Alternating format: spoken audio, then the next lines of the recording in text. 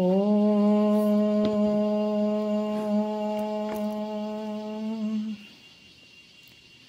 ಗುರುರ್ಬ್ರಹ್ಮ ಗುರುರ್ವಿಷ್ಣು ಗುರುರ್ದೇವೋ ಮಹೇಶ್ವರಃ ಗುರು ಸಾಕ್ಷಾತ್ ಪರಬ್ರಹ್ಮ ತಸ್ಮೈ ಶ್ರೀ ಗುರವೇ ನಮಃ.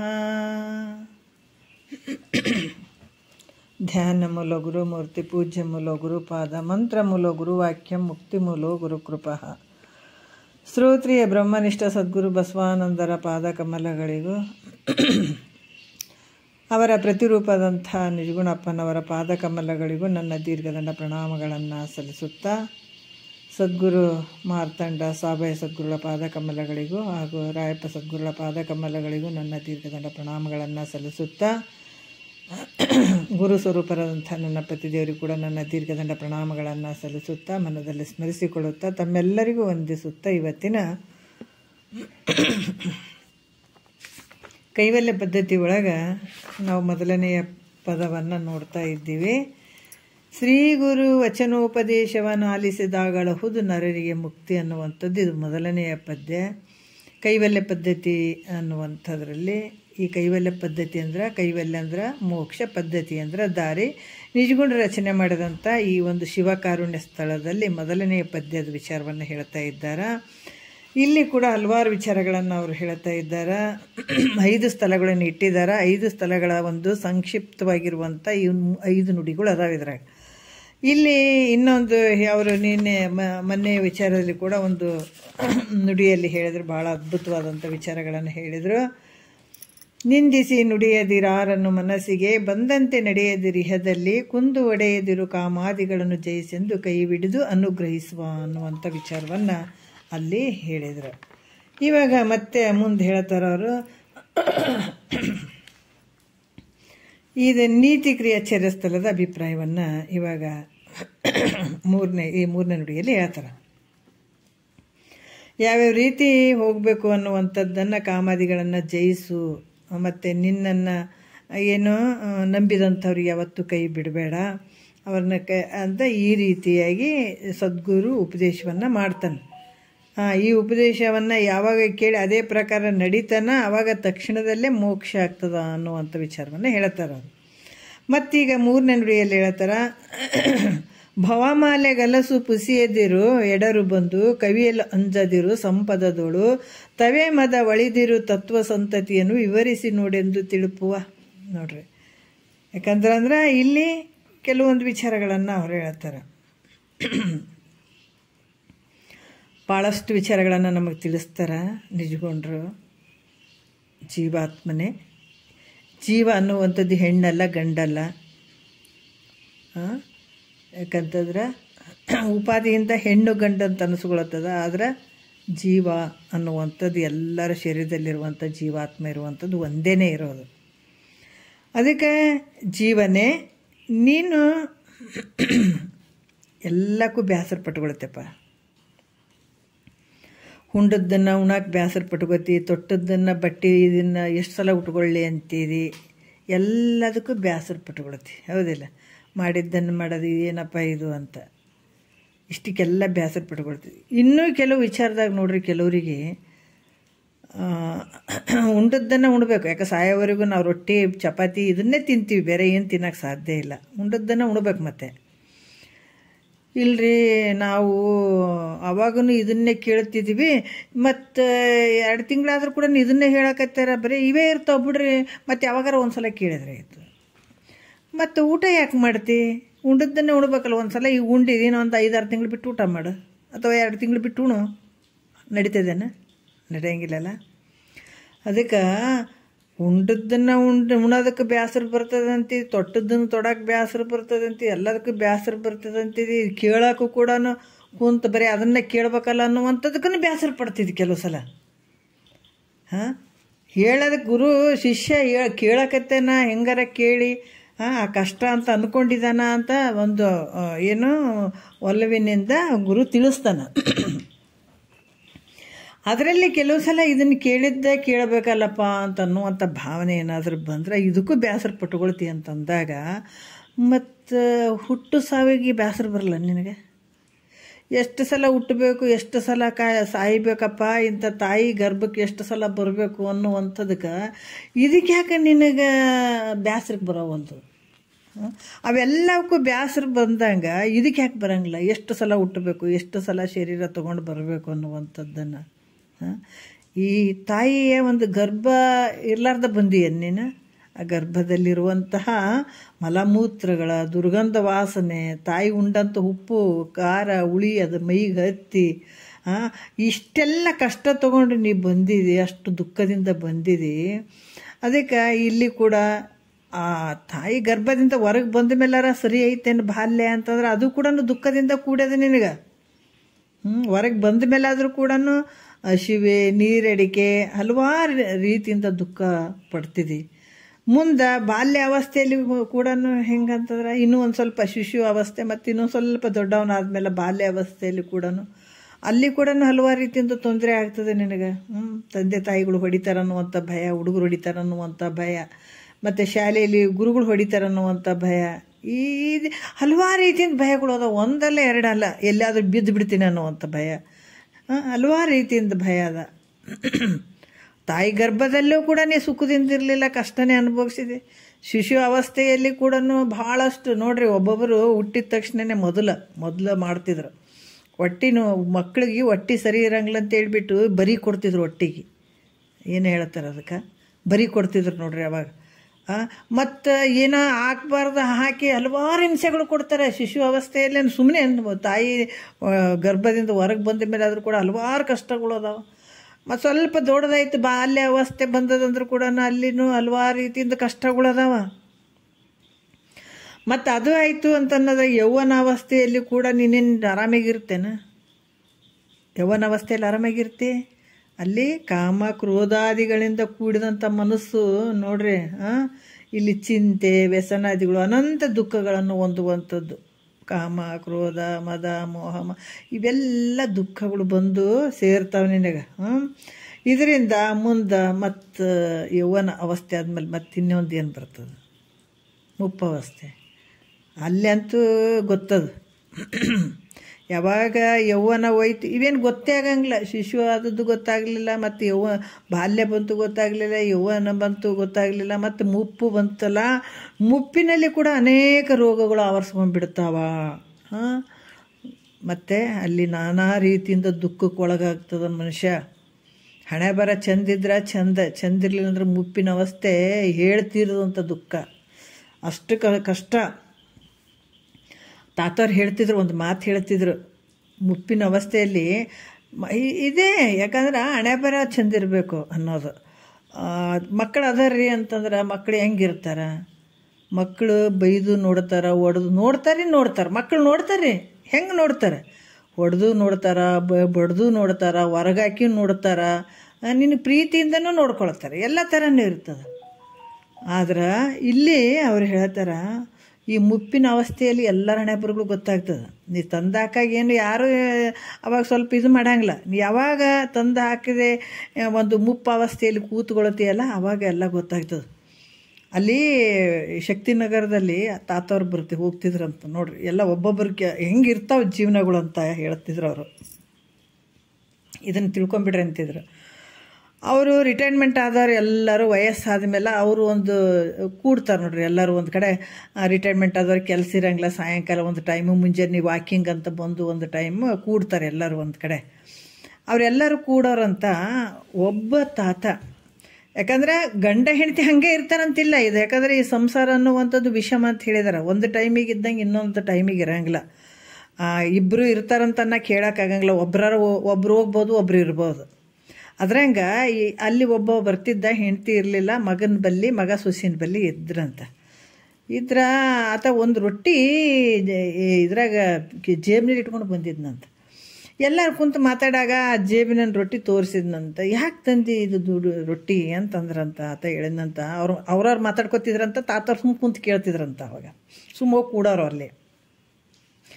ಅವಾಗ ಏನು ಮಾಡಲಪ್ಪ ಮನ್ಯಾಗ, ಮತ್ತು ಈಗ ನನಗೆ ಹುಷಾರಿಲ್ಲ, ದಿನ ನನಗೆ 2 ರೊಟ್ಟಿ ಕೊಡ್ತಾರೆ ಊಟಕ್ಕೆ. 2 ರೊಟ್ಟಿ ಕೊಡ್ತಾಳೆ ನನ್ನ ಸೊಸಿ. ಅದು ನಾನು ಊಟ ಮಾಡ್ತೀನಿ. ಈಗ ನನಗೆ ಆರಾಮಿಲ್ಲ, ನನಗೆ ಸಾಕು ಒಂದೇ ರೊಟ್ಟಿ ಕೊಡಂತಗಳೇ. ಇನ್ನು ನಮ್ಮ ಮಾವ 2 ರೊಟ್ಟಿ ಉಣೋದು ಬಿಟ್ಟಾನ, ಇನ್ನು ಒಂದೇ ರೊಟ್ಟಿ ಉಣ್ತಾನ ಅಂತ ತಿಳ್ಕೊಂಡು ದಿನ ಒಂದೇ ರೊಟ್ಟಿ ಕೊಡಕತ್ತಿದ್ರು ಏನು ಮಾಡಂದು. ಅದಕ್ಕೆ ನನಗೆ ಆರಾಮಿಲ್ಲ ಅಂತ ಹೇಳಿಲ್ಲ, 1 ರೊಟ್ಟಿ ಉಂಡು 1 ರೊಟ್ಟಿ ಹಿಂಗೆ ಇಟ್ಕೊಂಡಿನಿ ಅಂತ ಹೇಳಿದ್ರು ಅಂತ ನೋಡ್ರಿ. ಅದಕ್ಕೆ ಅವಾಗ ಯಾವ ಒಂದು ಇದು ಇರೋಂಗಿಲ್ಲ ರೀ. ಆ ಟೈಮ್ನಲ್ಲಿ ಭಾಳಷ್ಟು ಅವಲಂಬನೆ ಆಗಿರ್ತದೆ ಈ ಶರೀರ ಅನ್ನುವಂಥದ್ದು. ಭಾಳಷ್ಟು ಕಷ್ಟಕ್ಕೊಳಗಾಗ್ತದೆ ಆ ಸಂದರ್ಭದಲ್ಲಿ. ಅದಕ್ಕೆ ಮೊಮ್ಮಕ್ಕಳು ನನ್ನ ನೋಡಂಗಿಲ್ಲ ಅನ್ನುವಂಥ ವ್ಯಸನ, ದುಃಖ ಅವಾಗ ಹೊಂದುತ್ತದೆ. ಏನು ಯೌವನ ಸಂದರ್ಭದಲ್ಲಿ ಭಾಳಷ್ಟು ಅಧಿಕಾರದಿಂದ ಓಡಾಡಿದಂಥ ಮನುಷ್ಯ ಒಂದು ಕಾಲಕ್ಕೆ ಬಿದ್ದಾಗ ಹೆಂಡ್ತಿ ಮಾತು ಕೇಳಂಗಿಲ್ಲ, ಗಂಡ ಮಕ್ಕಳು ಮರಿಗಳು ಇವ್ಯಾವ ಮಾತು ಕೇಳಂಗಿಲ್ಲ, ಮೊಮ್ಮಕ್ಕಳು ಮಾತು ಕೇಳಂಗಿಲ್ಲ ಅಂದಾಗ ತೀವ್ರ ಕಷ್ಟವನ್ನು ಹೊಂದುವಂಥದ್ದು ಮುಪ್ಪಾವಸ್ಥೆ. ಮತ್ತು ಮರಣಾವಸ್ಥೆಯಲ್ಲಂತೂ ಹೇಳತೀರ್ದು ದುಃಖ. ಅಷ್ಟೊಂದು ದುಃಖ ಅನುಭವಿಸುವಂಥವನ್ನೇನು ಈ ರೀತಿಯಿಂದ ವಿಚಾರ ಮಾಡಿ ನೋಡಿದ್ರೆ ಇದ್ರಾಗ ಏನಾರ ಸುಖ ಐತೇನ್ರಿ? ಇಲ್ಲವೇ ಇಲ್ಲ. ಸುಖ ಅಂತೂ ಒಂದು ಸ್ವಲ್ಪ ಎಲ್ಲಿ ನೋಡಿದ್ರು ಕೂಡ ಇಲ್ಲಲ್ಲ. ಇದನ್ನೆಲ್ಲ ವಿಚಾರ ಮಾಡಂಗಿಲ್ಲ ನೀನು, ಬರೀ ಬೇರೆನೇ ವಿಚಾರ ಮಾಡ್ತಿದ್ದೆ, ನಿಂದು ನೀವು ವಿಚಾರ ಮಾಡಂಗಿಲ್ಲ. ನಿಂತ ಎಷ್ಟು ಕಷ್ಟ, ಎಷ್ಟು ಜನ್ಮಗಳ ನಿಂಗೆ ತೊಗೊಂಡು ಬಂದಿದ್ದೆ ನೀನು, ಮತ್ತು ಇದಕ್ಕೆ ಯಾಕೆ ಬೇಸರ ಪಟ್ಕೊಳಂಗಿಲ್ಲ ನಾನೇನು. ಅದಕ್ಕೆ ಭವಮಾಲೆಗೆ ಅಲಸು ಅಂತ ಹೇಳ್ತಾರೆ ಅವರು. ಈ ಭವಮಾಲೆ ಅನ್ನುವಂಥದ್ದು ಇದು ಹೆಂಗಂದ್ರೆ ಈ ಮಾಲೆ ಇದ್ದಂಗೆ ಇದು, ಹಂಗೆ ಒಂದು ಬಿಡೋದು ಒಂದು ಹಂಗೆ ಇರೋದೇ ಇದು. ಹಾಗಾಗಿ ಈ ಭವಮಾಲೆ ಅನ್ನುವಂಥದ್ದು ಹುಟ್ಟುವಂಥದ್ದು ಸಾಯುವಂಥದ್ದು. ಈ ಭವಮಾಲೆಗೆ ಅಲಸು ಅಂತ ಹೇಳ್ತಾರೆ. ಅಂದ್ರೆ ಈ ಜನನ ಮರಣ ಅಂಥದಕ್ಕೆ ನೀನು ಬೇಸರ ಪಟ್ಕೋ, ಸಾಕು. ಇನ್ನು ಮೇಲೆ ಇದು ಸಾಕಪ್ಪ, ಇನ್ನು ಹುಟ್ಟೋದು ಸಾಕು, ಸಾಯೋದು ಸಾಕು ಅನ್ನುವಂಥದ್ದು ಇದನ್ನು ಇಟ್ಕೋ. ಈ ಜನ್ಮದಲ್ಲಿ ಇಷ್ಟು ದುಃಖಗಳು ನಿನಗೆ ಪ್ರಾಪ್ತಿ ಆಗ್ತಾವಂತಂದ್ಮೇಲೆ ಇಲ್ಲಿ ಹೇಳ್ತಾರೆ, ಭಾಳಷ್ಟು ಶರೀರಗಳನ್ನು ತೊಟ್ಕೊಂಡು ಬಂದಿದ್ದೀನಿ ನೀನು. ಒಂದು ಶರೀರ ಅಲ್ಲ, ಮತ್ತೆ ಅಷ್ಟು ಶರೀರಗಳು ತೊಟ್ಕೊಂಡು ಬಂದರೂ ಕೂಡ ಇವತ್ತು ತೃಪ್ತಿ ಐತೇನೆ ನಿನಗೆ? ಯಾವ ರೀತಿ ತೃಪ್ತಿ ಇಲ್ಲ. ಮತ್ತು ಇದನ್ನು ಬಿಟ್ಟು ಇದು ಕಿವಿ ಮಾತು ಹೇಳ್ತಾರೆ. ಈಗ ತಂದೆ ತಾಯಿ ನೋಡ್ರಿ, ತಂದೆ ತಾಯಿ ಮಗಳು ಬಂದಿರ್ತಾಳೆ ಮನೆಗೆ, ಬಂದಾಗ ಯವ್ವ ಅಲ್ಲಿ ಭಾಳ ಕಷ್ಟ ಅದೆವ್ವ ನನ್ನ ಗಂಡನ ಮನ್ಯಾಗ, ಗಂಡ ಹಿಂಗದಾನ, ಮಾವದವ್ರು ಹಿಂಗದಾರ, ಅತ್ತಿದವ್ರು ಹಿಂಗದಾರ, ಅತ್ತಿ ಹಿಂಗದಾಳ, ನಾದಿಂದವ್ರಿಗೆ ಹಿಂಗದಾರ ಅಂತ ಎಲ್ಲ ಹೇಳಕತ್ತಿದಾಗ, ಕಷ್ಟ ಅಂತ ಹೇಳಕತ್ತಿದಾಗ ಆವಾಗ ತಾಯಿ ಕರ್ಕೊಂಡು ಕುಂತು, ಅಲ್ವಾ ಇರಲಿ ತಡ್ಕೋ, ಏನೂ ಆಗಂಗಿಲ್ಲ, ಚೆಂದಾಗಿ ಹಿಂಗಿರು, ನಿನ್ಗೆ ಹಿಂಗಿರು ಅಂತ ಸ್ವಲ್ಪ ದಿವ್ಸ ತಡ್ಕೋ, ಬೇಕಾದಂಗೆ ನಿನಗೆ ಚೊಲೋ ಆಗ್ತದಂತ ಏನು ಕಿವಿ ಮಾತು ಮಕ್ಳಿಗೆ ಹೇಳ್ತಾರೆ ನೋಡ್ರಿ, ತಾಯಿ ತಂದೆ ಕೂತ್ಕೊಂಡು. ಹಂಗೆ ಇಲ್ಲಿ ಹೇಳ್ತಾರೆ ಇವರು. ಯಾರು ಗುರುಗಳು ಹೇಳ್ತಾರೆ ನಮಗೆ, ಒಂದು ಕಿವಿ ಮಾತು ಹೇಳ್ತಾರೆ, ಒಂದು ಹಿತವಾದ ಮಾತು ಹೇಳ್ತಾರೆ. ಯಾಕಂದ್ರೆ ಇದು ಜನ್ಮ ಬಂದುಬಿಟ್ಟದ, ಸ್ವಲ್ಪ ವಿಚಾರ ಮಾಡು. ಅದು ಯಾವುದ್ಯಾವುದಕ್ಕೂ ತಲೆ ಕೊಟ್ಟು ಯಾವುದ್ಯಾವುದಕ್ಕೂ ವಿಚಾರ ಮಾಡಿಬಿಟ್ರು ಹಂಗೆ ಸತ್ಕೊಂಡು ಹೋಗ್ಬೇಡ. ಈಗ ಏನು ಎಷ್ಟೋ ಜನ್ಮದ ಒಂದು ಪುಣ್ಯದ ಫಲ ಈ ಶರೀರ ಬಂದದಂತಂದ್ರೆ ಈಗ ಮತ್ತು ಹುಟ್ಟದೇ ಇರುವಂಗೆ ಮಾಡೋದಕ್ಕೆ ಈ ಶರೀರ ಭಾಳ ಸಾಧನ ಐತೆ. ಈ ಕಷ್ಟಕ್ಕೆ ಗುರಿ ಆಗಬಾರ್ದಪ್ಪ ಅಂಥ ದುಃಖವನ್ನು ನಿವೃತ್ತಿ ಮಾಡ್ಕೊಂಡು ದೊಡ್ಡ ಆನಂದವನ್ನು ಪ್ರಾಪ್ತಿ ಮಾಡ್ಕೊಳಕ್ಕೆ ಈ ಶರೀರ ಭಾಳಷ್ಟು ಸಾಧನೆಗೆ ಬಂದದಿದು. ಅದಕ್ಕೆ ಇದನ್ನು ಹಂಗೆ ಬಿಡಬೇಡ ನೀನು.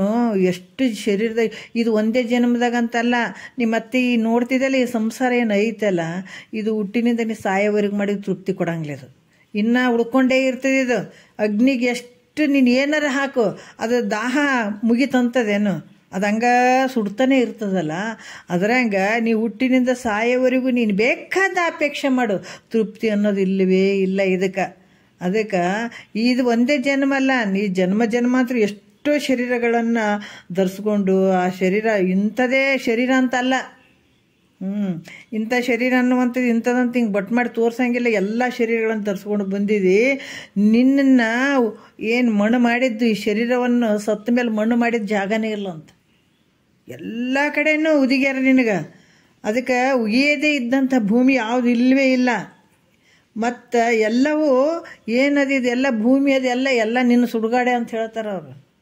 ಅಷ್ಟು ಜನ್ಮಗಳು ತೊಟ್ಕೊಂಡು ಬಂದಿದ್ದೀನಿ ನೀನು. ಒಂದೇ ತಿಳ್ಕೊಳ್ರಿ, ಏನು ಹೇಳ್ತಾರೆ ಅವರು? ಧರೆಯನ್ನೆಲ್ಲವನ್ನು ಸಣ್ಣಿಸಿ ಧೂಳಿ ಮಾಡಲ್ ಅಂತಂದಾಗ ವಿಚಾರ ಮಾಡ್ಕೊಳ್ರಿ. ಧರೆಯನ್ನೆಲ್ಲವನ್ನು ಸಣ್ಣಿಸಿ ಧೂಳಿ ಮಾಡಲ್ ಪರಮಾಣುಗಳನ್ನ ತೆನಿತು ದೇಹವನ್ನು ಧರಿಸಿ ತೊಂದೊಂದು ಜೀವರ ಬಸರೋಡು ಬಂದಂತ ಹೇಳ್ತಾರೆ ಅವರು. ಈ ಭೂಮಿ ಎಷ್ಟದ ಅದನ್ನು ಸಣ್ಣ ಧೂಳು ಸಣ್ಣ ಕಣವನ್ನು ಮಾಡಿ ಒಂದು ಸಣ್ಣ ಕಣ ಇರ್ತದಲ್ಲ, ಆ ಕಣದಷ್ಟು ತಗೊಂಡ್ರ ಅಷ್ಟು ಶರೀರಗಳು, ಈ ಭೂಮಿ ಇದೆಷ್ಟು ಅಷ್ಟು ಶರೀರಗಳನ್ನು ತೊಟ್ಕೊಂಡು ಬಂದಾರಂತ ನಾವು. ಅದಕ್ಕೆ ಹೇಳ್ತಾರ, ಎಲ್ಲಿ ನಿನಗ ಇಂಥಲ್ಲೇ ಉಳಿಲ್ಲ ಅನ್ನಂಗಿಲ್ಲ, ಎಲ್ಲ ಕಡೆ ಆದ ನಿನಗ. ಅದಕ್ಕೆ ಸಪ್ತ ಸಮುದ್ರಗಳಷ್ಟು ತಾಯಿಯ ಮಲೆ ಹಾಲನ್ನು ಕುಡಿದಿರ್ತೆ ಅಂತ ಹೇಳ್ತಾರೆ. ಸಪ್ತ ಸಮುದ್ರಗಳು ಗೊತ್ತಲ್ಲ, 7 ಸಮುದ್ರಗಳು ಏನು ಅದಾವಲ್ಲ, ಅಷ್ಟು ಸಮುದ್ರದಷ್ಟು ತಾಯಿಯ ಮೊಲೆ ಹಾಲನ್ನು ಕುಡ್ದಿದ್ದೀನಿ ನೀನು. ಎಲ್ಲಿಗೆ ಹೋಯ್ತ್ರಿ ಇದು ಮಾತು? ನಾವು ಸ್ವಲ್ಪ ವಿಚಾರ ಮಾಡಿದ್ರೆ ಅಬಾಬಾಬಾಬಾ, ಆದ್ರೆ ಮಾನವ ಶರೀರಕ್ಕೆ ಬಂದೀವಂದ್ರೂ ಕೂಡ ಇಷ್ಟು ಅಲಕ್ಷ್ಯ ಮಾಡ್ತೀವಲ್ಲ, ಇದು ಎಂಥದ್ರಿ ಪಾಪದ್ದು ಅನ್ನಿಸ್ತದಲ್ಲ. ಅಷ್ಟು ಜನ್ಮಗಳನ್ನ ತೊಟ್ಕೊಂಡು ಬಂದು ಈ ಜನ್ಮಕ್ಕೆ ಬಂದಿದ್ದೀವಿ ಅಂತಂದ್ರೆ ಸಪ್ತ ಸಮುದ್ರಗಳಷ್ಟು ತಾಯಿಯ ಮಲೆ ಹಾಲನ್ನು ಕುಡ್ದೀವಿ ಅಂತ ನಾವು. ಇದು ಒಂದೇ ಜನ್ಮ ಅಲ್ಲ, ಗಟ್ಟಿಯಾಗಿ ಹಿಡ್ಕೊಂಡು ಕುಂದ್ರಾಕ. ಮತ್ತು 7 ಕುಲಗಿರಿಗಳಷ್ಟು ಎಲುಬುಗಳನ್ನು ಅಂದ್ರೆ ನೋಡ್ರಿ, ಅಷ್ಟು ಇದು 7 ಏನು ಗಿರಿಗಳು ಅದಾವಲ್ಲ, ಕುಲಗಿರಿಗಳು, ಅದರಷ್ಟು ಎಲುಬುಗಳು ಬಿದ್ದಾವಂತ ನಮ್ಮ. ಅಂದಮೇಲೆ ಇನ್ನಾದರೂ ಇಷ್ಟೆಲ್ಲ ಆದರೂ ಕೂಡ ಮತ್ತು ಮಹಾತ್ಮರ ವಾಕ್ಯ ಅಲಕ್ಷ್ಯ ಮಾಡ್ತೇನೆ? ಅವೇನು ಬಿಡಂತೇನೆ? ಬಿಟ್ಟರೆ ನಿನ್ನ ಮುಂದಾದ ಮೆರವಣಿಗೆ ಅಂತ ಹೇಳ್ತಾರೆ, ತಿಳಿಸ್ತಾರೆ. ಯಾಕಂದ್ರೆ ತಿಳ್ಕೊಳ್ಳಪ್ಪ ಉದ್ಧಾರ ಆಗಲಿ ಅಂತ ಹೇಳ್ತಾರೆ. ಮತ್ತು ನೀ ತಿಳ್ಕೊಳ್ಳಿಲ್ಲ ಅಂದ್ರೆ ಅದಕ್ಕೆ ಇಲ್ಲಿ ಹೇಳ್ತಾರೆ, ಇನ್ನಾದರೂ ಇಷ್ಟೆಲ್ಲ ಕೇಳ್ಕೊಂಡು ಕೂಡ ಸುಮ್ಮ ಕುಂದ್ರಬೇಡ. ಇನ್ನಾದರೂ ಈ ಭವಕ್ಕೆ ನೀನೇನು ಎಷ್ಟು ಸಲ ಹುಟ್ಟಿ ಬರಲಿ ಅಂತ ಬೇಸರ ಪಟ್ಕೋ ಈಗ ಅಂತ ಇಲ್ಲಿ ಕೂಡ ಹೇಳ್ತಾರೆ ಮಹಾತ್ಮರು. ಅದಕ್ಕೆ ಈ ರೀತಿಯಾಗಿ ಪ್ರತಿಯೊಂದಕ್ಕೆ ಬೇಸರ ಪಟ್ಕೊಳ್ಳವ ನೀನು ಈ ಭವಮಲೆಗೆ ಅಲಸು ಸಾಕಂತ ಹೇಳು. ಇದನ್ನೇ ಹೇಳಿದ್ರು ವೇದವ್ಯಾಸರ, ಹಂಗೆ ಹೇಳಿದ್ರು. ಎಲ್ಲಿ ಕಾಶಿ ಒಳಗೆ ನಿಂತ್ಕೊಂಡಪ್ಪ ಏನು ಈ ಮಾತು ಇವರು ಹೇಳಿದಾರ, ಶಂಕರಾಚಾರ್ಯರು ಕೂಡ ಹೇಳಿದಾರ. ಅಲ್ಲಿ ಕೂತ್ಕೊಂಡು ಹೇಳ್ತಾರಪ್ಪ, ಈ ಸಾಕು, ಈ ಅವತಾರ ಸಾಕು, ಈ ನಾಟಕ, ಈ ಶರೀರ ಏನು ಬಂದದಲ್ಲ, ಈ ನಾಟಕದ ಪಾತ್ರಧಾರಿಗಳಿಗೆ ಈ ಪಾತ್ರ ಹಾಕಿದ್ದೀನಿ, ಈ ಪಾತ್ರ ಕೊನೆ ಪಾತ್ರ ಅಂದ್ಕೊಂಡ್ಬಿಡಪ್ಪ, ಈ ಕೊನೆ ಪಾತ್ರ ನಂದು ಸಾಕು ಅಂತ ಹೇಳ್ಕೊಂಡ್ಬಿಡು ಅಂತ ಕೇಳ್ಕೊಂಡಿದ್ದಾರೆ ಮಹಾತ್ಮರು. ಹಾಗಾಗಿ ಈ ಒಂದು ಶರೀರ ಬಂದದ, ಇದರಿಂದ ನೀನೆಲ್ಲವನ್ನ ತಿಳ್ಕೊಂಡು ಪದೇ ಪದೇ ಹುಟ್ಟುವಂಥದ್ದು ಬೇಡ ಅಂತ ಈಗ ಬೇಸರ ಪಟ್ಕೋ, ಅಲಸ್ಸೆ ಮಾಡು. ಯಾಕಂದ್ರೆ ಅಲಸು, ಭವಮಲೆಗೆ ಅಲಸು ಅಂತ ಹೇಳ್ತಾರವ್ರು. ಮತ್ತು ಪುಸಿ ಎದಿರು ಅಂದ್ರೆ ಯಾವ ಕಾರಣಕ್ಕೂ ಸುಳ್ಳು ಹೇಳಬೇಡ. ಇಲ್ಲಿ ಹೇಳ್ತಾರೆ ಸುಳ್ಳು ಮಾತಾಡಬೇಡ. ಯಾಕಂದ್ರೆ ಸುಳ್ಳು ಮಾತಾಡುವಂಥದ್ದು ಸಹ ಒಂದು ಪಾಪ ಅಂತ ಹೇಳಿಸ್ಕೊಳ್ತದೆ. ಅದೇನಾಗ್ತದೆ, ನಿನ್ನ ಆನಂದವನ್ನು ಮರೆಮಾಚಿಸ್ತದದು, ಅದು ದಾರಿ ತಪ್ಪಿಸಿಬಿಡ್ತದೆ. ಸುಳ್ಳು ಅನ್ನುವಂಥದ್ದು ಯಾಕ್ರಿ ಸುಳ್ಳಾಡ್ಬೇಕು? ಗುರುಗಳು ಹಂಗೆ ಹೇಳ್ತಾರೆ, ಬಿಡ್ರಿ ನಾ ಸುಳ್ಳಾಡ್ತೀನಿ ಅಂದ್ರೆ ಈ ದಾರಿಗೆ ಹೋಗೋಕ್ಕಾಗಲ್ಲ. ನಿನಗೆ ಮುಕ್ತಿ ಬೇಕಾಗ್ಯದ, ಈ ಜನ್ಮ ದುಃಖವನ್ನು ನಿವೃತ್ತಿ ಮಾಡ್ಕೊಳ್ಬೇಕಾಗ್ಯದಂದ್ರೆ ಈ ಮಾರ್ಗದಲ್ಲೇ ಹೋಗು. ಅವ್ರು ಹಂಗೆ ಹೇಳ್ತಾರೆ, ನಾ ಹಿಂಗೆ ಮಾಡ್ತೀನಿ ಅಂದ್ರೆ ಮಾಡು. ಮತ್ತು ನಿನಗೆ ಮುಂದೆ ಅದಾವ, ಬೇಕಾದಷ್ಟು ಅದಾವ. ಅದಕ್ಕೆ ಹೇಳ್ತಾವ್ರು. ಯಾಕಂದ್ರೆ ಸುಳ್ಳು ಮಾತಾಡುವಂಥದ್ದು ಒಂದು ಪಾಪ ಅಂತ ಹೇಳ್ತಾರೆ. ಈ ಪಾಪದಿಂದ ಮನುಷ್ಯ ಏನಾಗ್ತದ, ಅನೇಕ ನರಕವನ್ನು ಅನುಭವಿಸ್ಬೇಕಾಗ್ತದೆ, ನರಕ ದುಃಖ ಅನುಭವಿಸ್ಬೇಕಾಗ್ತದಂತ. ಯಾಕಂದ್ರೆ ಈ ಭವಲೋಕದಾಗ ಇಟ್ಟು ರೊಕ್ಕ ರೂಪಾಯಿ ಇಲ್ಲ ಅಂತಂದ್ರೆ ಇವರು ಅಂದ್ರಪ್ಪ, ಅವರು ಬೈದ್ರು ಇವ್ರು ಬೈದ್ರು ಅಂತ ಏನೋ ಒಂದು ಮಾಡ್ಕೊಂಡು ಜೀವನ ಮಾಡ್ಕೊಂಡು ಹೋಗ್ಬೋದು ಈ ಮರ್ತ್ಯ ಲೋಕದಲ್ಲಿ. ಆದ್ರೆ ನರಕದಲ್ಲಿ ಅದು ಹೇಳ್ತೀರ್ದು. ಮತ್ತು ನಾವು ನಂಬಂಗಿಲ್ಲ ರೀ ನರಕ ಅಂದ್ರೆ. ಮತ್ತು ಈ ಜನ್ಮಕ್ಕೆ ಬಂದೆಲ್ಲ ಏನು ಅಪ್ಲಿಕೇಶನ್ ಹಾಕ್ಕೊಂಡು ಬಂದೇನೆ ಈ ಜನ್ಮಕ್ಕೆ? ಅಪ್ಪ ಅಮ್ಮ ಇವರೇ ಇರಬೇಕು, ಇಂಥಲ್ಲೇ ಇರಬೇಕು, ಇಂಥ ಊರಾಗ ಹುಟ್ಟಬೇಕು, ಇಂಥ ಹಳ್ಳಿಯಾಗ ಹುಟ್ಟಬೇಕು, ಹೆಂಗೆ ಬಂದಿದ್ದಿ? ನಿನ್ನ ಪಾಪ ಪುಣ್ಯಕ್ಕನುಸಾರವಾಗಿ ಭೂಮಿಗೆ ಬಂದಿಲ್ಲ. ನಿನ್ನ ಪಾಪ ಪುಣ್ಯಕ್ಕನುಸಾರವಾಗಿ ಮುಂದೆ ನರಕಕ್ಕೂ ಹೋಗವು ನೀನು. ಸ್ವರ್ಗ ಅಲ್ಲಿ ಪುಣ್ಯ ಇತ್ತಂದ್ರೆ ಸ್ವರ್ಗಕ್ಕೆ ಹೋಗ್ತಿದ್ದೆ, ಪಾಪ ಇತ್ತಂದ್ರೆ ನರಕ ಹೋಗ್ತಿದ್ದೆ. ಎಂಥ ನರಕ? ನಿನ್ನನ್ನು ನೀ ತಿಳ್ಕೊಳ್ಳಿಲ್ಲ ಅಂದ್ರೆ ಸೀದಾ ನರಕಕ್ಕೆ ಡೈರೆಕ್ಟೇ. ಯಾವಾಗ ಇದಕ್ಕೆ ಪ್ರಯತ್ನ ಮಾಡಂಗಿಲ್ಲ, ಇದಕ್ಕೊಂದು ಚೂರು ಪ್ರಯತ್ನ ಪಡೆದೇ ಏನು ಜೀವನ ಕಳೆದು ಬಿಡ್ತಾರಲ್ಲ, ಡೈರೆಕ್ಟ್ ನರಕಕ್ಕೆ ಟಿಕೆಟ್ ಅಂತ ಹೇಳಿಬಿಡ್ತಾರೆ ಮಹಾತ್ಮರು. ಅಲ್ಲಿ ಏನು ಕಷ್ಟ ಅದಾವ ನೆನೆಸ್ಕೊಂಡ್ರೆ ಹೆಂಗಾಗ್ತದೆ? ನಿನಗೇನು ಪಾಪ ಅನ್ನಂಗಲೇ ಏನಿಲ್ಲ, ನಿನಗೆ ಒಮ್ಮೆಲೆ ಏನೇನು ಕೊಡ್ಬೇಕಾದ್ರೆ ಎಲ್ಲ ಶಿಕ್ಷೆ ಕೊಟ್ಬಿಡ್ತಾರಲ್ಲಿ. ಅದಕ್ಕೆ ಅನಂತ ದುಃಖಗಳನ್ನು ಅನುಭವಿಸ್ಬೇಕಾಗ್ತದ.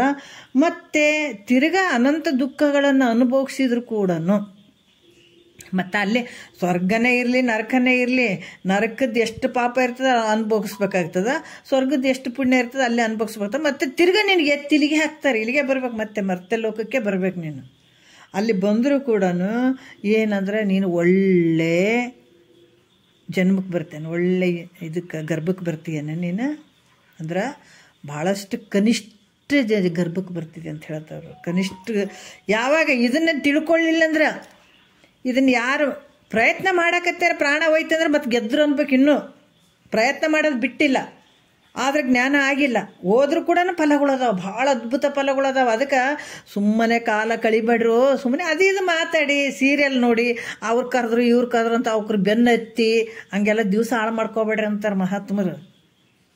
ಬೇಕಂತಂದ್ರೆ ಈ ಟೈಮಿಗೆ ಕರೀತಾರೆ, ಆ ಕೆಲಸ ಐತ್ರಿ ಈ ಕೆಲಸ ಐತ್ರಿ ಕುಂತು ಮಾತಾಡೋಣ ಅಂತಾರೆ. ಇನ್ನೂ ಕೆಲವರು ಸುಮ್ಮನೆ ನೋಡ್ರಿ ಭಾಷಣ ಹಂಗೆ. ನಾವು ಬರ್ಬೇಕು ಅಲ್ಲಿ ಕ್ಲಾಸಿಗೆ ಹೋಗ್ಬೇಕಾದಾಗ ಎಷ್ಟೋ ಜನ ಮಾತಾಡ್ಕೋದು, ಸುಮ್ಮನೆ ಕುಂತು ಕುಂತು ಅಲ್ಲೇ ನಡೀತದಂತ ಗೊತ್ತಿರ್ತಿರ್ಲಿಲ್ಲ, ಅವಕ್ಕೆ ಗೊತ್ತಿದ್ರೂ ಕೂಡ ಹೋಗ್ತಿರ್ಲಿಲ್ಲ. ಮತ್ತು ಇನ್ನು ಕೆಲವರು ಸ್ಪೆಷಲ್ ಸೀರಿಯಲ್ಗೆ ಟೈಮ್ ಇಟ್ಕೊಂಡ್ಬಿಡೋದು. ಇಂಥವೆಲ್ಲ ಏನಾಗ್ತಾವಂತಂದ್ರೆ ನಿನ್ನ ಪಾಪಕ್ಕೆ ತೊಗೊಂಡು ಹೋಗ್ತಾವೋ. ಅದಕ್ಕೆ ನೀ ತಿಳಿದೇ ಇರಲಿ, ಸುಮ್ಮನೆ ಕಿವ್ಯಾಗ ಬೀಳಿ ಅಂತಾರ ಕುಂತು ಕೇಳಬೇಕು. ಹಂಗೆ ಕುಂತವ್ರೆ ಮಹಾತ್ಮರಾಗಿದ್ದಾರೆ, ಸುಮ್ಮನೆ ಕಿವ್ಯಾಗ ಬಿದ್ದು ಕೆಲಸ ಮಾಡ್ತಾವ. ಯಾರು ನಾವು ಕೇಳಿಸ್ಕೋಬಾರ್ದಂದ್ರೂ ಕೂಡ ಯಾರೋ ನಮ್ಮನ್ನು ಬೈಯೋದನ್ನು ಕಿವ್ಯಾಗ ಬಿದ್ದ ತಕ್ಷಣ ನಾವು ಉಗ್ರ ರೂಪ ತಾಳ್ತೀವಿ. ಇಲ್ಲರಿ ನಾವು ಸುಮ್ಮನೆ ಅಚಾನಕ್ ಕೊಂಟಿನ್ರಿ ನನಗೆ ಕಿವ್ಯಾಗ ಬಿದ್ದು ಬಿಡ್ತು ನನಗೆ ಬೇಯಕತ್ತಾರಂತೇಳಿ. ಅದು ಬೈದಿದ್ದೆ ಅಷ್ಟು ನಿನಗೆ ಕೆಲಸ ಮಾಡ್ತಂದ್ರೆ ಗುರುವಾಕಿ ಕೆಲಸ ಮಾಡಂಗಿಲ್ಲ, ನಿನಗೆ ಮಾಡೇ ಮಾಡ್ತದ. ಅದಕ್ಕೆ ಮಹಾತ್ಮರು ಹೇಳ್ತಾರ, ನೀನು ಅಲ್ಲಿಂದ ಬಂದರೂ ಕೂಡ ನಿನಗೇನು ಒಳ್ಳೆ ಜನ್ಮ ಬರ್ತದೇನಂದ್ರಲ್ಲ, ನೀಚವಾದಂಥ ಗರ್ಭ ಬರ್ತದಲ್ಲಿ, ಭಾಳ ಕನಿಷ್ಠ ಜನ್ಮ ಬರ್ತದ. ಅದಕ್ಕೆ ಈ ಪಾಪದಿಂದ ಹೇಳ್ತಾರಲ್ಲ, ಮಹಾತ್ಮರು ಕೂಡ ಹೇಳ್ತಾರೆ, ನಮ್ಗೆ ಇದು ಗೊತ್ತಿರ್ಲಾರ್ದಾಗ ಏನು ಗಿಡ ಆದ್ರೆ ಚಂದ, ಮರ ಆದ್ರೆ ಚಂದ, ಬಳ್ಳಿ ಆದ್ರೆ ಚಂದ, ಅದು ಚಂದ, ಕವಿಗಳು ಬರೀತಾರಲ್ಲ ಅದು ಚಂದ ಇದು ಚಂದ. ಇದು ಗೊತ್ತಾದ್ಮೇಲೆ ಅರೆ ಅನ್ನಿಸ್ತದ. ಈ ಶಾಸ್ತ್ರ ಯಾರು ಕೇಳಲಾರ್ದವ್ರಿಗೆ ಕವಿಗಳು ಬರೀತಾರೆ ನೋಡ್ರಿ, ಗಿಡವಾದರೂ ಚೆನ್ನ, ಮರ ಆದರೂ ಚೆನ್ನ, ಬಳ್ಳಿ ಆದರೂ ಚೆನ್ನ, ಹೂವಾದರೂ ಚೆನ್ನ ಅಂತ ಬರೀತಾರೆ. ಆದರೆ ಎದರಿಂದ ಆಗ್ಯದ? ಪಾಪಾನುಗುಣದಿಂದ ಗಿಡ ಮರ ಕ್ರಿಮಿಗಳ ರೂಪಾಗಿ ಅಂತ ಹೇಳಿಬಿಟ್ರೆ ಇಲ್ಲಿ. ಅದು ಎದಕ್ಕೆ ಬಂತ? ಆ ಶರೀರ ಅಂದ್ರೆ ಪಾಪಾನುಗುಣದಿಂದ ಗಿಡ ಮರ ಕ್ರಿಮಿಗಳ ರೂಪಾಗಿ, ಕೀಟ ಪತಂಗಾದಿಯಾಗಿ, ಆಪಕ್ಷಿ ಕುಲವಾಗಿ, ಮೃಗಜಾತಿಯಾಗಿ, ಮೇಲೆ ಪಶುರೂಪಾಗಿ, ಭೌಭಾದೆ ಗಲಸಿ ಅಂತ ಹೇಳ್ತಾರೆ. ಅಯ್ಯಪ್ಪ ಶಿವ, ಇಷ್ಟೆಲ್ಲ ಜನ್ಮಗಳು ಹಿಂಗೆ ಬರ್ತಾವೆ ನೋಡ್ರಿ. ಅದ್ರ ಗಿಡ ಮರಗಳದಾಗೂ ಉತ್ತಮ ಮಧ್ಯಮ ಕನಿಷ್ಠ, ಪ್ರಾಣಿ ಪಕ್ಷಿಗಳದಾಗ ಉತ್ತಮ ಮಧ್ಯಮ ಕನಿಷ್ಠ, ಮನುಷ್ಯರಲ್ಲಿ ಕೂಡ ಈ ಒಂದು ಪಶುಗಳು ಹೆಂಗೆ ಏನು ಜರಾಯುಜದಿಂದ ಬರುವಂಥದ್ರಲ್ಲಿ ಕೂಡ ಉತ್ತಮ ಮಧ್ಯಮ ಕನಿಷ್ಠ ಜೀವಿಗಳು. ಅದಕ್ಕೆ ಎಷ್ಟು ನಿಯಮಗಳದಾವ್ರಿ ಭಗವಂತಂದು ನಿಯಮಗಳು. 9 ತಿಂಗಳ ಹೊಟ್ಟೆಗೆ ಇರ್ಬೇಕಂದ್ರೆ 9 ತಿಂಗಳೇ ಇರಬೇಕು. ಬಾಲ್ಯ ಯೌವನ ಮುಪ್ಪು ಬರ್ಬೇಕಂದ್ರೆ ಹಂಗ ಬರಬೇಕು. ಹೀಗೆ ಕ್ರಮಬದ್ಧವಾದಂಥ ಜೀವನ ಇದು, ಕ್ರಮಬದ್ಧ. ಏನು ನಿನ್ನ ಪ್ರಾರಬ್ಧ ಅಂತಂದರೆ ಅದನ್ನು ತಿನ್ನಬೇಕು, ಮತ್ತೆ ಹೆಚ್ಚು ಬಯಸ್ತೀನಿ ಅಂದರೆ ಇಲ್ಲ, ಬಾರದು ಬಪ್ಪದು ತಪ್ಪದು, ಭಾಳ ಕ್ರಮಬದ್ಧ.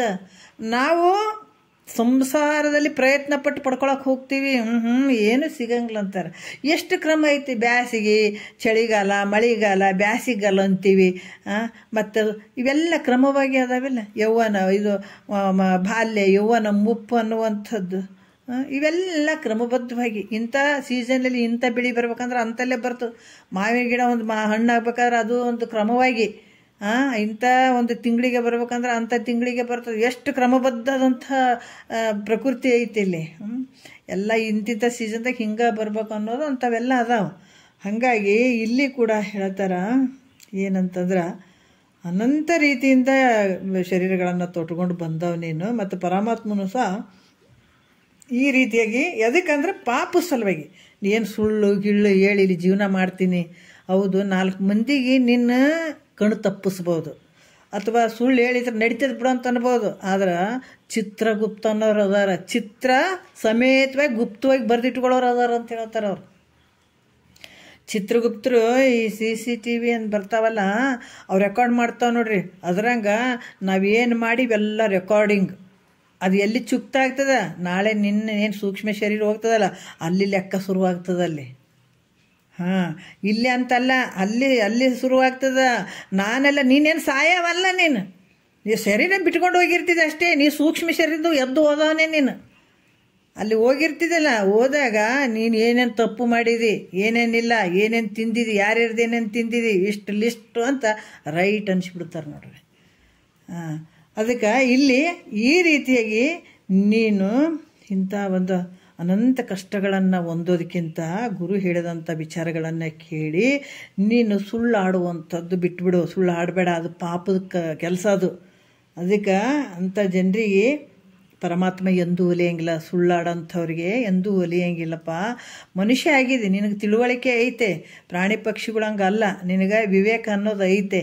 ಯಾವುದು ಚಲೋ, ಯಾವುದು ಕೆಟ್ಟದ್ದು, ಯಾವುದು ದುಃಖ ಐತೆ, ಯಾವುದು ಸುಖ ಐತೆ ಅಂತೆಲ್ಲ ಗೊತ್ತದಲ್ಲ.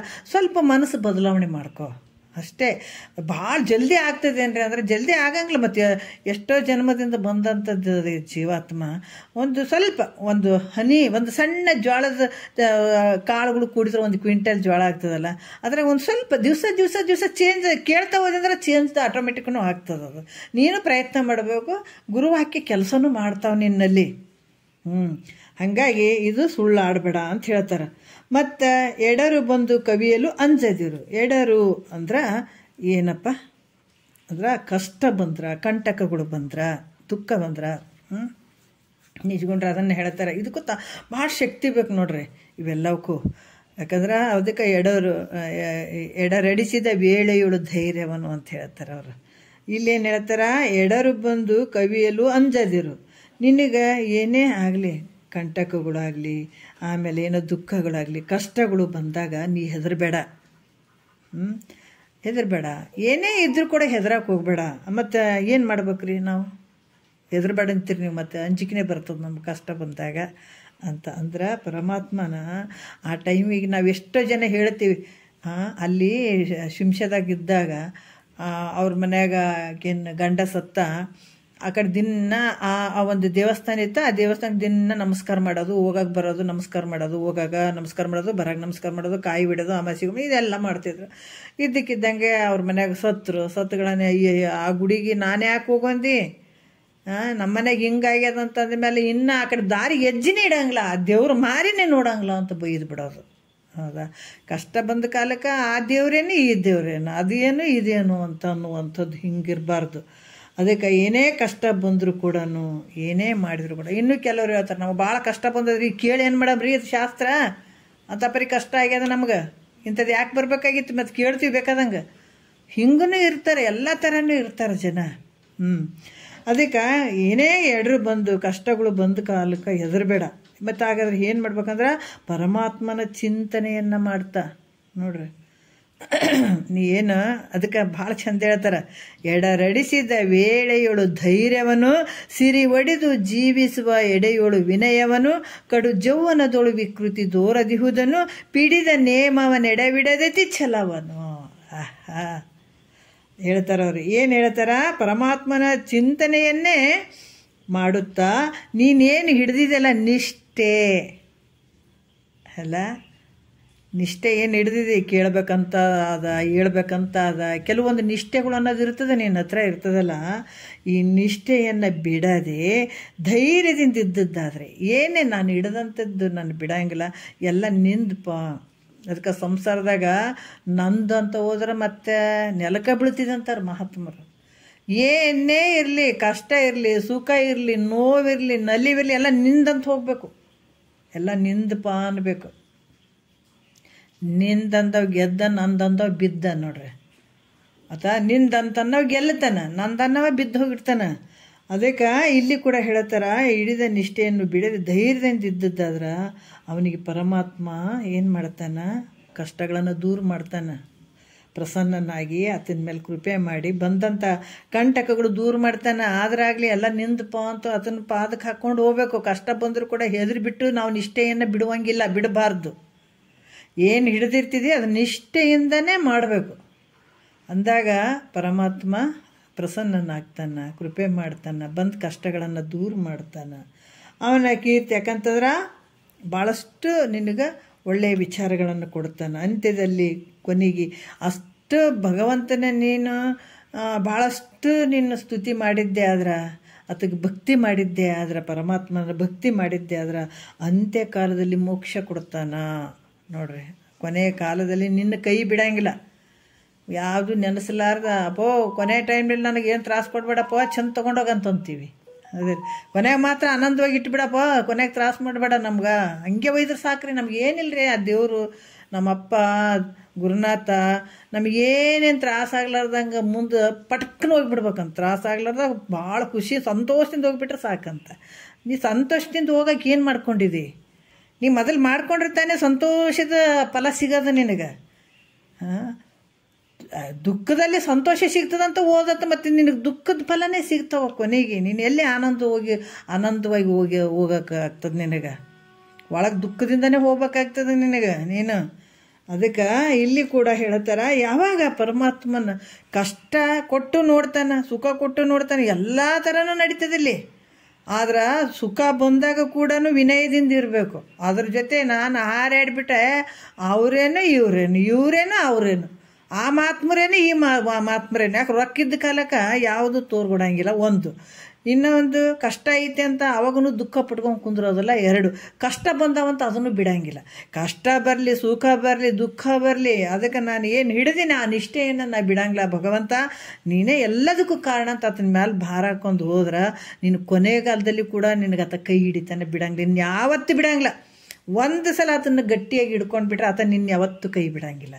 ಅಷ್ಟು ಒಂದು ಇದರಲ್ಲಿ ಐತಿ ಇದು. ಅದಕ್ಕೆ ಇದು ಕೆಲವೊಂದು ದೃಷ್ಟಾಂತ ಕೂಡ ಹೇಳ್ತಾರೆ. ಸತ್ಯ ಹರಿಶ್ಚಂದ್ರ ತನ್ನ ನಿತ್ಯ ಸತ್ಯವಾದಂಥ ನಿಷ್ಠೆಯನ್ನು ಬಿಟ್ಟನೇನು ಯಾವ ಕಾಲದಾಗ ಆಗ್ಯದ, ಆ ಕಾಲದಾಗಲ್ಲ ಆದರೂ ಕೂಡ ಇವತ್ತು ನಾವು ನೆನೆಸ್ತಾ ಇದ್ದೀವಿ. ಯಾಕಂದ್ರೆ ಆತ ನಿಷ್ಠೆ, ಆತಂದು ಸತ್ಯದ ಒಂದು ನಿಷ್ಠೆ ಆ ಕಾಲದಲ್ಲಿ ಅನಂತ ವಿಘ್ನಗಳು ಪ್ರಾಪ್ತ ಅದು. ಹೆಂಗೆ ಅಂತಂದ್ರೆ ನೋಡ್ರಿ, ಆತ ತನ್ನ ಅಂಜದೇ ತನ್ನ ಸತ್ಯವಾದಂಥ ನಿಷ್ಠೆಯನ್ನು ಪರಿಪಾಲನೆ ಮಾಡಿದ್ರಿಂದ ಆತಗೆ ಏನಂದ್ರೆ ವಿಶ್ವಾಮಿತ್ರರು ತಮ್ಮ ತಪೋಬಲವನ್ನು ಧಾರೆ ಎರೆದು ಕೊಟ್ಟರು. ಅದಕ್ಕೆ ಇದು ಪರಮಾತ್ಮ ಕೂಡ ಏನು ಮಾಡಿದ, ಕನಸಿನಲ್ಲಿ ಜಗತ್ತಿನೊಳಗೆ ಸತ್ಯವಂತರು ಯಾರದಾರ ಅಂತ ಅಲ್ಲಿ ಮೇಲ್ಗಡೆ ಮಾತಾಡ್ಕೋಬೇಕಾದಾಗಿಲ್ಲ. ಇದರಲ್ಲಿ ಮರ್ತ್ಯ ಲೋಕದಲ್ಲಿ ಸತ್ಯ ಹರಿಶ್ಚಂದ್ರನವ್ರು ಭಾಳ ಫೇಮಸ್ ಅದಾರ, ಸತ್ಯದಾಗ ಭಾಳ ಮುಂದದಾರ ಅಂದಾಗ ಅದನ್ನು ಪರೀಕ್ಷೆ ಮಾಡೋಕೆ ವಿಶ್ವಾಮಿತ್ರ ಬರ್ತಾನೆ. ಕನಸಿನಾಗ ಬಂದು ಹೇಳ್ತಾನೆ, ನೀನು ರಾಜ್ಯವನ್ನೆಲ್ಲ ಕೊಟ್ಬಿಡು ಅಂತ. ಆಯ್ತು ಕೊಡ್ತೀನಿ ಅಂದಾಗ ಮತ್ತು ನೆನಸಿನಲ್ಲಿ ಬಂದು ಕೂಡ ಅದನ್ನು ತೊಗೊಂಡು ಹೋದಾಗ ಕೂಡ ತನ್ನ ನಿಷ್ಠೆ ಬಿಡಂಗಿಲ್ಲ ಸತ್ಯ ಹರಿಶ್ಚಂದ್ರ. ಯಾಕಂದ್ರೆ ಮಾತು ಅಂದ್ರೆ ಮಾತು, ಅಸತ್ಯವನ್ನೇ ನುಡಿಯುವಂಥದ್ದು. ಅದು ಯಾವತ್ತೂ ಅಸತ್ಯ ನುಡಿಲಿಲ್ಲ. ನಾ ಮಾತು ಕೊಡ್ತೀನಿ ಅಂತಂದ್ರೆ ಮಾತು ಕೊಟ್ಟಿದ್ದೀನಿ, ರಾಜ್ಯವನ್ನು ಕೊಡ್ತೀನಿ ಅಂತ ಅಂದಿದ್ದೀನಿ ಅಂದಮೇಲೆ ನಾವು ಕೊಡ್ತೀನಿ ಅಂತಂದದಕ್ಕಾಗಿ ಕೊನೆಗೆ ತನ್ನ ಏನು ಫಲ ಇರ್ತದೆ ಎಲ್ಲವನ್ನ ವಿಶ್ವಾಮಿತ್ರ ಕೊಡ್ತಾರೆ, ತಪಸ್ಸಿನ ಫಲವನ್ನು ಕೊಡ್ತಾರೆ. ಯಾರಿಗೆ? ಸತ್ಯ ಹರಿಶ್ಚಂದ್ರ ಕೊನೆಗಾಲದಲ್ಲಿ. ಅಂಥ ಪರಮಾತ್ಮ ಕೂಡ ಪ್ರತ್ಯಕ್ಷನಾಗಿ ಪ್ರತ್ಯಕ್ಷ ಆಗ್ತದೆ. ಪ್ರತ್ಯಕ್ಷ ಆಗಿ ನಿನಗೇನು ಬೇಕು ಅಂದ್ರೆ ತನ್ನ ಮಗನ, ನನ್ನ ರಾಜ್ಯವನ್ನು ಇವೆಲ್ಲ ಕೇಳಿದಾಗ ಮತ್ತೆ ತಿರ್ಗಾ ಕೊಡ್ತಾನೆ. ಅಂತ್ಯಕಾಲದಲ್ಲಿ ಮತ್ತು ಕೊನೆ ಕಾಲದಲ್ಲಿ ಕೂಡ ಅದಕ್ಕೆ ಮೋಕ್ಷವನ್ನು ಸಹ ಕೊಡುವಂಥವನಾದ. ಕೊನೆಯ ಕಾಲದಲ್ಲಿ ಅದಕ್ಕೆ ಮೋಕ್ಷವನ್ನು ಕೂಡ ಕೊಟ್ಟ. ಅದ್ರಂಗ ಬಿಡದೆ ಏನೇ ಕಷ್ಟ ಕಂಟಕಗಳು ಏನೇನಾಯ್ತು ಅನ್ನೋದು ನಾವು ನೋಡಿವಿಲ್ಲ. ಹಿಂದಿನ ಈ ಇತಿಹಾಸಗಳನ್ನು ತೆಗೆದು ನೋಡಿದಾಗ, ಇವ್ರ ವಿಚಾರಗಳನ್ನು ತೆಗೆದು ನೋಡಿದಾಗ ಏನೇನು ಕಷ್ಟ ಅನುಭವಿಸಿದ್ರು ಸತ್ಯ ಹರಿಶ್ಚಂದ್ರ. ಆದರೂ ಕೂಡ ಅಂಜಿದ್ನೇನು ಅಂದ್ರೆ ಅಂಜಲಿಲ್ಲ. ಅದಕ್ಕೆ ಅಂಥ ಕಷ್ಟಗಳು ನಿನಗೇನು ಬಂದರೂ ಕೂಡ ಹೆದರೋ ಅವಶ್ಯಕತೆ ಇಲ್ಲ, ಹೆದರಬೇಡ. ಅದಕ್ಕೆ ಇಲ್ಲಿ ಕೂಡ ನಳ ಮಹಾರಾಜ ಅಂತ ಕೂಡ ಆತನು ಎಷ್ಟು ಕಷ್ಟಗಳು ಬಂದರೂ ಕೂಡ ಆತನು ಪರಮಾತ್ಮನ ಧ್ಯಾನದಲ್ಲೇ ಇದ್ದ, ಧೈರ್ಯದಿಂದ ಇದ್ದ, ಮತ್ತು ಪರಮಾತ್ಮನ ಧ್ಯಾನದಲ್ಲೇ ಇದ್ದ. ಆತಗೂ ಕೂಡ ಎಲ್ಲವೂ ಮೊದಲಿನಂತೆ ಪ್ರಾಪ್ತಿ ಆಯಿತು ಕೊನೆಗೆ. ಆ ಕಾರಣದಿಂದ ನಿಜಗೊಂಡ್ರು ಕೂಡ ಹೇಳ್ತಾರ, ಏನಾದರೂ ಕಷ್ಟ ಬಂದರೆ, ನಿನಗೆ ದುಃಖ ಆದ್ರೆ, ಕಷ್ಟ ಬಂದ್ರೆ, ಏನಾದರೂ ಬಂದರೆ ಅಂಜಕ್ಕೆ ಹೋಗಬೇಡ, ಪರಮಾತ್ಮನ ಧ್ಯಾನ ಬಿಡಕ್ಕೆ ಹೋಗಬೇಡ. ನೀನೇನು ನಿಷ್ಠೆ ಇದೆ ಅದನ್ನು ನಿಷ್ಠೆಯಿಂದ ಅದನ್ನು ತಗೊಂಡು ಅಂತ ಇಲ್ಲಿ ಕೂಡ ಹೇಳ್ತಾರೆ. ಮತ್ತು ಇದಕ್ಕೆ ಇನ್ನೂ ಒಂದು ದೃಷ್ಟಾಂತ ಕೂಡ ಹೇಳ್ತಾರೆ, ಭಾಳ ಅದ್ಭುತವಾದಂಥ ದೃಷ್ಟಾಂತ ಹೇಳ್ತಾರೆ ಅವರು. ಈಗ ಒಂದು ಚಿಗರೆ ಇತ್ತು ಅಲ್ಲಿ, ಅದು ಸಾತ್ವಿಕ ಗುಣದಿಂದ ಇತ್ತದು ಚಿಗರೆ. ಪಾಪ ಅದೇನು ಮಾಡ್ತು, ಮೇಲಕ್ಕೆ ಬಂದಾಗ ಹಿಂಡಿನೊಳಗಿಂದ ತಪ್ಪಿಸ್ಕೊಂಡ್ಬಿಡ್ತು ನೋಡ್ರಿ. ತಪ್ಪಿಸ್ಕೊಂಡು ಬಿಡುವಷ್ಟ್ರಾಗ ಒಬ್ಬ ಬೇಡ ಬಂದು ಕೇಸಿ ಏನು ಮಾಡಿದ, ಒಂದು ದಿಕ್ಕಿನಾಗ ಬಲಿಯನ್ನು ಹಾಕಿದ. ಹಿಂಗೆ ಬೈಲಿತ್ತು, ಅದು ಓಡಿ ಬಂತು, ಒಂದು ದಿಕ್ಕಿಗೆ ಬಲಿ ಹಾಕಿದ, ತಾನೊಂದು ದಿಕ್ಕಿಗೆ ಬಂದಕ್ಕೆ ಹಿಡ್ಕೊಂಡು ಕುಂತ. ಒಂದು ದಿಕ್ಕಿಗೆ ಬಲಿ ಹಾಕ್ಯಾನ, ಒಂದು ದಿಕ್ಕಿಗೆ ಕೂತ್ಕೊಂಡನು. ಆಯ್ತು, ಹಿಡಿದು ನಿಂತುಬಿಟ್ಟು ಅಂದರೆ ತಾನು ಹಿಡ್ಕೊಂಡು ಬಂದಕ್ಕೆ ಹಿಡ್ಕೊಂಡು ನಿಂತುಬಿಟ್ಟ. ಮತ್ತು ಬೇಡನು ಯಾವ ದಿಕ್ಕಿಗೆ ನಿಂತಿದ್ದನೋ ಅದರ ವಿರುದ್ಧ ಹುಲಿ ಆತ ಯಾವ ದಿಕ್ಕಿಗೆ ನಿಂತನ ಬೇಡ ಆ ದಿಕ್ಕಿನ ವಿರುದ್ಧ ಒಂದು ಹುಲಿ ಬಂದು ನಿಂತುಬಿಡ್ತು, ಬಾಯಿ ತೆರ್ಕೊಂಡು ನಿಂತುಬಿಡ್ತು. ಚಿಗರೆಯನ್ನು ತಿನ್ಬೇಕನ್ನುವಂಥದ್ದಕ್ಕಾಗಿ ನಿಂತು ಬಿಡ್ತದು. ಬಲೆ ಹಾಕಿದ ವಿರುದ್ಧ ದಿಕ್ಕಿಗೆ ಏನಾಯಿತು, ಬಲಿ ಹಾಕಿದ್ನಲ್ಲ ಅದರ ವಿರುದ್ಧ ದಿಕ್ಕಿಗೆ, ಈ ಬೇಡನ ವಿರುದ್ಧ ದಿಕ್ಕಿಗೆ ಹುಲಿ ನಿಂತದ, ಬಲಿ ಹಾಕಿದ ವಿರುದ್ಧ ದಿಕ್ಕಿಗೆ ಒಂದು ಬೆಂಕಿ ಉರಿತಾ ಬರ್ಲಾಕತ್ತದ. ಉರಿತಾ ಬಂತು. ಆದ್ರೆ ಇದು ಆ ಉರಿತಾ ಏನಂದ್ರೆ ಆ ಚಿಗರೆ ಸಮೀಪಕ್ಕೆ ಬರ್ತಾ ಇತ್ತು. ಇವು 4 ಕಡೆಯಿಂದ ಕಂಟಕದು. ಈ ಕಡೆ ನೋಡಿದ್ರೆ ಬೇಡ್ರೆ ಮುಂದಕ್ಕೆ ಹಿಡ್ಕೊಂಡು ನಿಂತಾನ, ಈ ಕಡೆ ನೋಡಿದ್ರೆ ಬಲಿ ಆದ, ಹಿಂದೆ ನೋಡಿದ್ರೆ ಹುಲಿ ಆದ, ಈ ಕಡೆ ನೋಡಿದ್ರೆ ಬೆಂಕಿ ಬರ್ಲಾಕತ್ತದ. ಆ ಚಿಗರೆ ನೋಡಿ ಯಾವ ಕಡೆ ಹೋಗ್ಬೇಕನ್ನುವಂಥದ್ದು ಇದು ಕಾಣಲಿಲ್ಲ ಅದಕ್ಕೆ. ಆವಾಗ ಸ್ವಲ್ಪ ಧೈರ್ಯವನ್ನು ಬಿಡಲಿಲ್ಲ ಅದು. ನೋಡ್ರಿ, ಆ ಧೈರ್ಯ ಬಿಡಲಿಲ್ಲ. ಪರಮಾತ್ಮನ ಧ್ಯಾನ ಮಾಡೋಕೆ ಶುರು ಮಾಡ್ತಾನೆ. ಎಲ್ಲಿ ಹೋಗೋದು, ನಟ್ಟ ನಡುವೆ ನಿಂತು ಬಿಟ್ಟದ, ಇನ್ನು ಸತ್ತೇ ಹೋಗ್ತೀನಿ ಅನ್ನಂಗೆ ಆಗಿಬಿಟ್ಟದ. ಆವಾಗ ಏನಾಯಿತು, ಧ್ಯಾನ ಪರಮಾತ್ಮನನ್ನು ಧ್ಯಾನಿಸ್ಲಿಕ್ಕೆ ಶುರು ಮಾಡ್ತದೋ. ಹೇ ಅನಾಥ ಬಂಧು, ನೋಡ್ರಿ, ಯಾರು ಇರ್ಲಾರ್ದವ್ರಿಗೆ ಬಂಧು ಯಾರು? ಪರಮಾತ್ಮನೇ.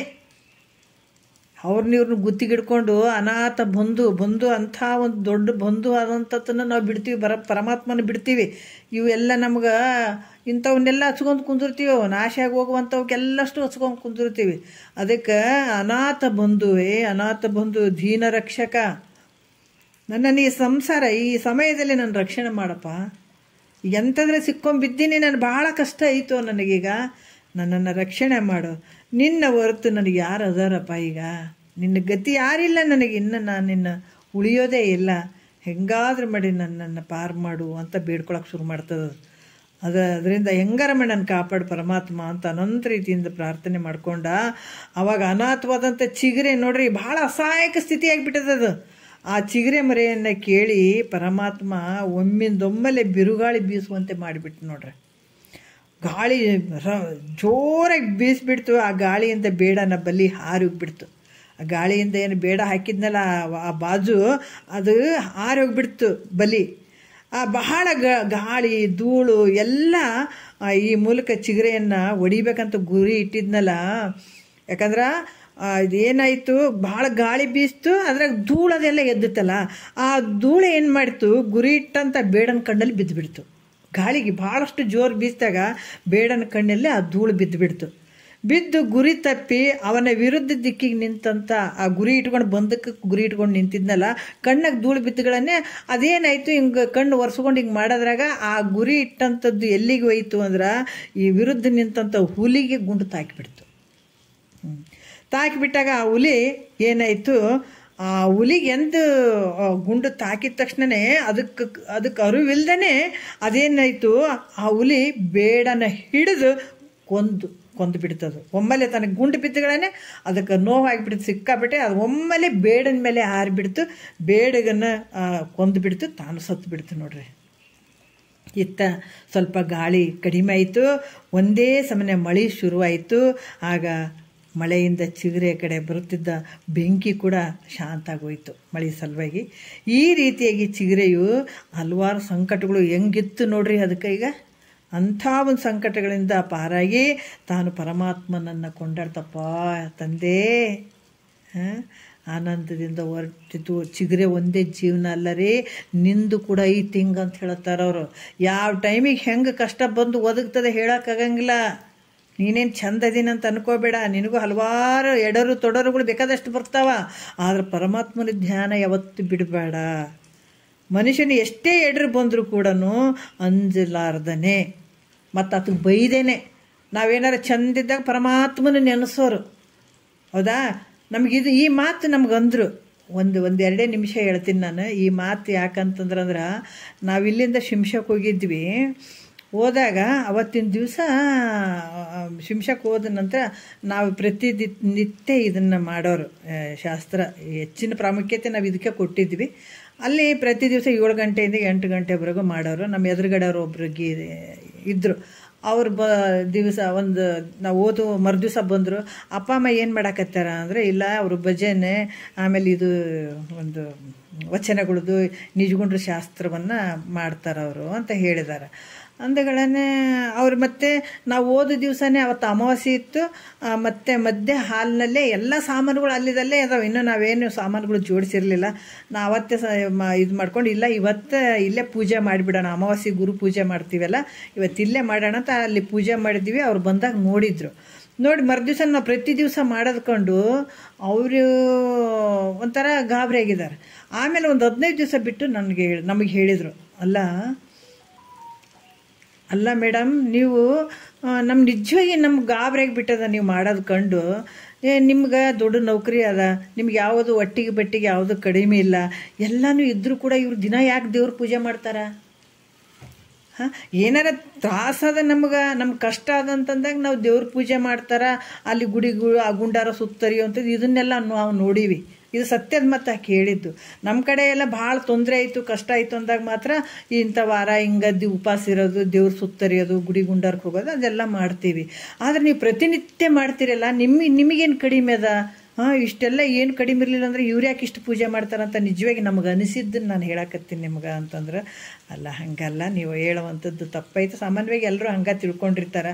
ಪ್ರತಿ ದಿವಸ ಪ್ರತಿನಿತ್ಯ ಭಗವಂತನ ಸ್ಮರಣೆ ಮಾಡಿದರೆ ಏನು ತೊಂದರೆ ಅಲ್ಲಲ್ಲ ಅಂತ ಹೇಳಿದಾಗ, ಇಲ್ಲ ನಾವು ಬರ್ತೀವಿ, ಪ್ರತಿ ದಿವಸ ನಾವು ಬರ್ತೀವಿ, ನಮ್ಗೆ ಅವಕಾಶ ಕೊಡ್ತೀರಿ ಏನಂದ್ರೆ, ಅದಕ್ಕೆ ನಾನು ಬಂದು ಕೇಳ್ರಿ ಅಂದ್ರೆ ಒಂದು ದಿವಸ ಬಿಡದೇನೆ ಬಂದು ಕೇಳಿದ್ರು ಅವರು. ಅವಾಗ ಗೊತ್ತಾಯ್ತು ಅವ್ರಿಗೆ ಹೆಂಗಂತ ಹೇಳಿಬಿಟ್ಟು. ಹಾಗಾಗಿ ನಮ್ಗೆ ಏನಾರ ರೊಕ್ಕ ರೂಪಾಯಿ ಇದ್ದಾಗ ದೇವ್ರನ್ನ ನೆನೆಸಂಗಿಲ್ಲ, ಕಷ್ಟ ಬಂದಾಗ ಮಾತ್ರ ದೇವ್ರ ನೆನೆಸ್ತೀನಿ ಅನ್ನೋದು ಅಲ್ವೇ ಅಲ್ಲ. ನೀನು ಆತನ ಸ್ಮರಣೆ ಯಾವತ್ತೂ ಮಾಡು. ನಿನ್ನ ಕಷ್ಟನೇ ಬರಲಿ, ಸುಖನೇ ಬರಲಿ, ನಿನಗೆ ಶ್ರೀಮಂತಿಕೆನೇ ಬರಲಿ. ಶ್ರೀಮಂತಿಕೆ ಬಂದದ್ದು ಕೂಡ ನಿನ್ನ ತುಳಿಯೋಕೆ ಬಂದದಂತ ತಿಳ್ಕೊಬೇಕದು. ಶ್ರೀಮಂತಿಕೆ ಬಂದರೆ ನೀನೇನು ಖುಷಿ ಪಡೋಂಗಿಲ್ಲ ಇಲ್ಲಿ.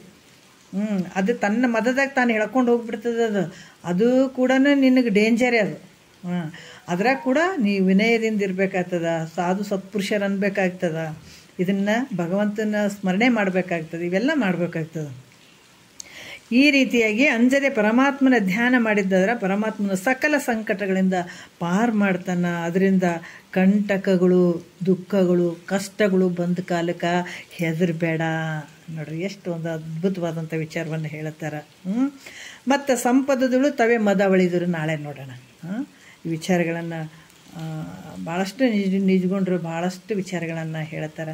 ನೋಡೋಣ ಅವ್ರು ಹೇಳಿದ್ದನ್ನು ನಾವು ತೊಗೊಂಡು ಹೋಗೋಣ.